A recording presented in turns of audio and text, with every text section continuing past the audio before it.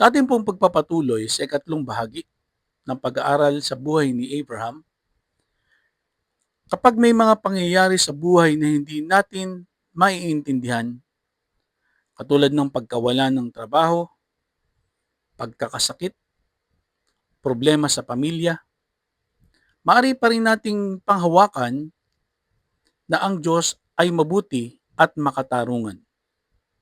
Hindi natin laging nauunawaan ang kanyang ginagawa, ngunit mapagkakatiwalaan natin kung sino siya.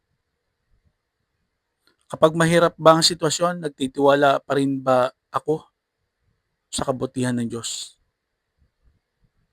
Panglima, ang Diyos ay nakikinig sa taus-pusong panalangin. Sa Genesis 18:33, at nang matapos si Yahweh sa pakikipag-usap kay Abraham, siya'y umalis. Pinakinggan ng Diyos si Abraham hanggang sa huli.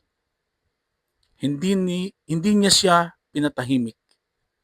Hindi niya siya sinabihang tama na.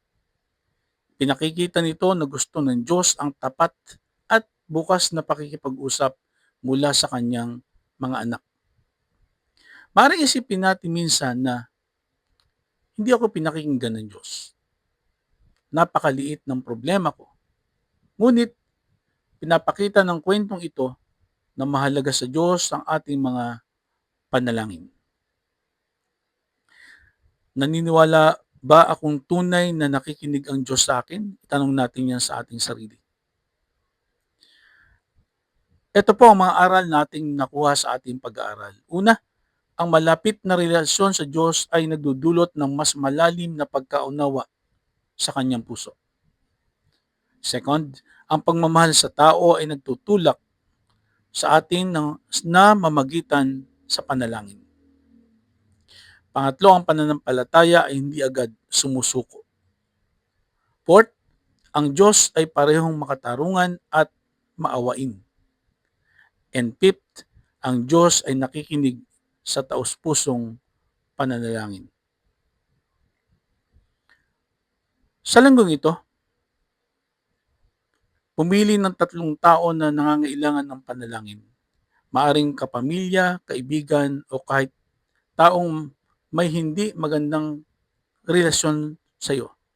Tulad ni Abraham, mamagitan para sa kanila araw-araw at magtiwala na ang Diyos ay nakikinig, kumikilos, at nananatiling makatarungan at mahabagin.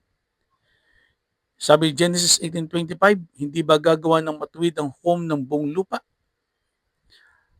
At dito po ako magtatapos. Ang tunay na pananampalataya ay hindi nakikipagbuno laban sa Diyos, kundi kumakapit sa Kanya ng may pagtitiwala at pagtitiyaga. Sa Diyos po ang papuri. God bless po sa ating lahat. Amen.